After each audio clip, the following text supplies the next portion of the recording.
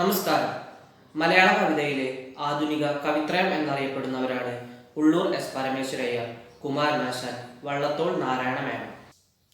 ഉള്ളൂർ, വള്ളത്തോൾ, കുമാരനാശാൻ എന്നീ കവികൾ 20-ാം നൂറ്റാണ്ടിന്റെ തുടക്കത്തിൽ മലയാള കവിതയിൽ കാൽപ്പനിക പ്രസ്ഥാനത്തിനു തുടക്കം കുറിച്ചു ശ്രദ്ധേയരായി. ഇവരിൽ ഉള്ളൂർ എസ് പരമേശ്വരയ്യരെ പറ്റി ഒരു ലഘു വിവരണമാണ് ഞാൻ പറയാൻ പോകുന്നത്.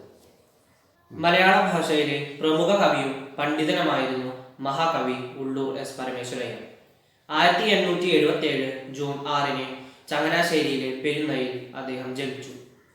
തിരുവനന്തപുരം ഉള്ളൂർ സ്വദേശിയായ ഇദ്ദേഹത്തിന്റെ പിതാവ് സുബ്രഹ്മണ്യ അയ്യർ ചങ്ങനാശ്ശേരിയിലെ സ്കൂൾ അധ്യാപകനായിരുന്നു. അമ്മ ചങ്ങനാശ്ശേരി സ്വദേശിനിയായ ഭഗവതി അമ്മ. തന്റെ ബാല്യകാലം പെരുന്നയിലായിരുന്നു ഉള്ളൂർ ചെലവഴിച്ചത്. പിതാവിന്റെ അകാല മരണത്തെ തുടർന്ന് പിന്നീട് ഉള്ളൂരിലേക്ക് താമസം മാറുകയായിരുന്നു. കവി എന്നതിനു പുറമെ ഒട്ടേറെ മേഖലകളിൽ ഉള്ളൂർ പേരെടുത്തിരുന്നു.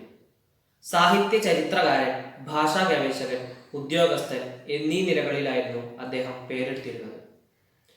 തിരുവിതാംകൂർ സർക്കാരിന്റെ ചീഫ് സെക്രട്ടറിയായും അദ്ദേഹം സേവനമനുഷ്ഠിച്ചിട്ടുണ്ട്. കുട്ടിക്കാലം മുതൽ സാഹിത്യവാസന പ്രകടിപ്പിച്ചയാളായിരുന്നു ഉള്ളൂർ.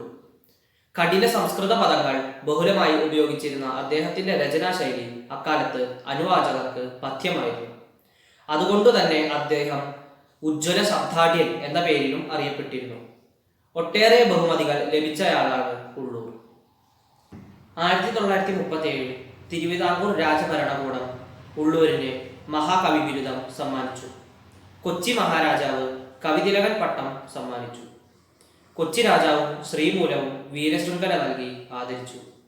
കാശി വിദ്യാലയത്തിൽ നിന്നും സാഹിത്യഭൂഷൺ, യോഗക്ഷേമ സഭയിൽ നിന്നും കേരള തിലകം എന്നിങ്ങനെ ഒട്ടേറെ ബഹുമതികൾ നേടിയ ആളാണ് ഉള്ളൂർ.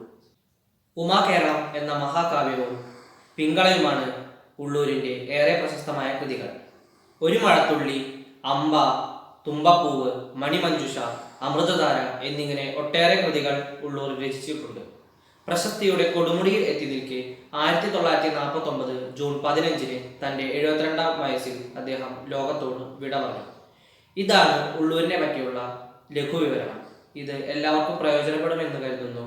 നന്ദി, നമസ്കാരം.